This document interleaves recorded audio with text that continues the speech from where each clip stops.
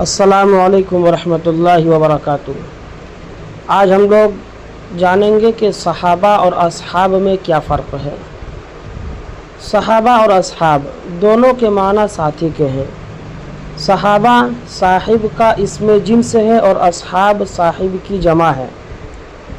پھر باہمی فرق اس طرح بیان کیا جاتا ہے کہ صحابہ کا استعمال حضور صلی اللہ علیہ وسلم کے ساتھیوں کے ساتھ مخصوص ہے اور اصحاب کا استعمال آپ صلی اللہ علیہ وسلم کے ساتھیوں کے ساتھ خاص نہیں بلکہ عام ہے۔ حضور صلی اللہ علیہ وسلم کے ساتھیوں کی شان میں بھی استعمال ہوتا ہے، جیسے اصحابی کالنجوم۔ یہاں حضور صلی اللہ علیہ وسلم کے ساتھیوں کو اصحاب کہا گیا اور آپ صلی اللہ علیہ وسلم کے ساتھیوں کے علاوہ کے لیے بھی استعمال ہوتا ہے، جیسے اصحاب الجنہ، اصحاب النار، اصحاب کہف وغیرہ مشہور و معروف ہیں۔